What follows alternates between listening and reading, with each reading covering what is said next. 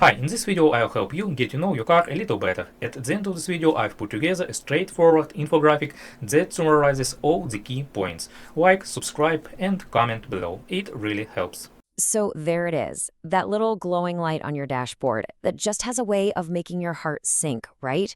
But what does it really mean? Well, today we are going to decode the Dodge error code P2503 and find out exactly what your car is trying to tell you. You know, seeing that check engine light pop on can just ruin your whole day. It's kind of the universal symbol for, uh-oh, this is probably going to cost me. But hey, don't panic. Knowledge is power, and that little code, that's just your car trying to talk to you. We just need to learn its language. And that's exactly what we're going to do. In the next 5 minutes, we'll break down what P2503 is, what's causing it, and how you can figure out a fix. So let's dive right in. So what's this code all about?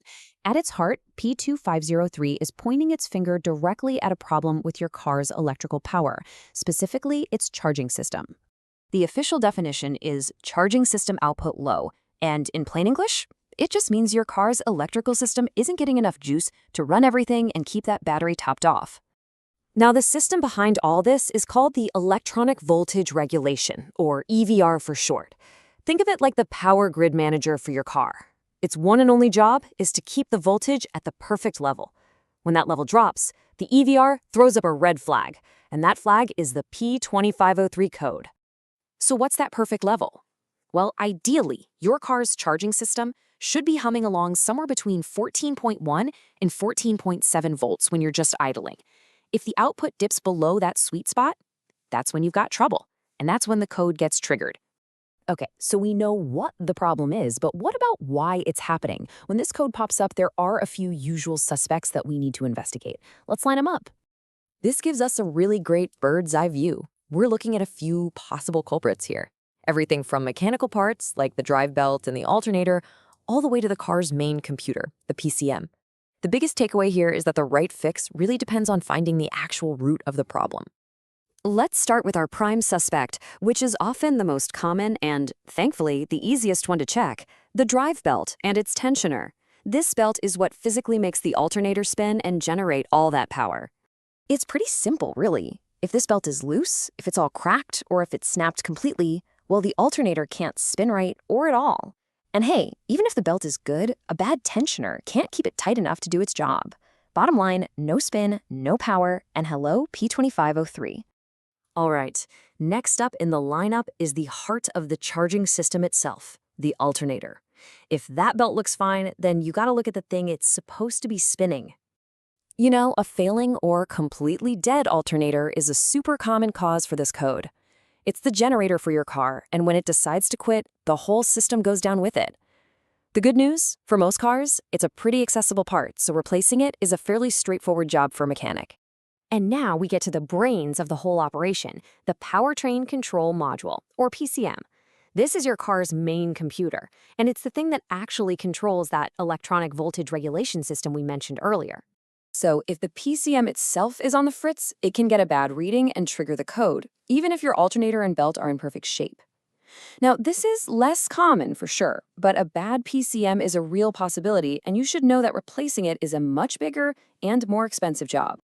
So, with a few different suspects, how do you find the real culprit without just, throwing parts and money at the problem? You gotta follow a logical path. The key is to start with the simplest, cheapest things first. Step 1 is a simple visual check.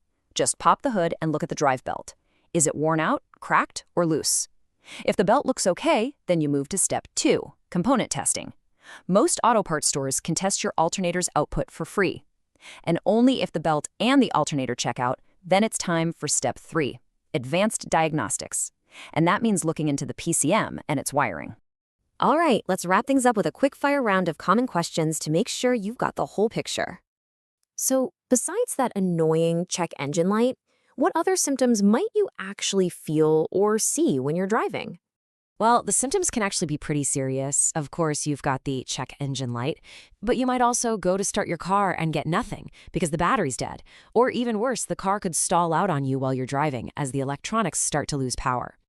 What about other potential culprits? Are there any other little gremlins that could be hiding out in the system and causing this code? Oh, absolutely. A bad battery that just can't hold a charge can sometimes confuse the whole system. And don't forget the simple stuff. Loose or corroded wires that connect the alternator and the battery can also cause low voltage and trigger the code. And finally, is this the only code you should be on the lookout for if you suspect a charging problem? Nope. It's really good to know its cousin, code P2562. This one also points directly to a problem with the alternator or the voltage regulator. If you see both of these codes together, that is a very strong clue pointing you right where the problem is. So as we wrap up, it kind of leaves you with a thought, doesn't it? These diagnostic codes, they used to be these big mysteries for mechanics only. But now, with just a little bit of knowledge, that light on your dash isn't just a warning. It's the start of a conversation with your car. The only question is, are you ready to listen?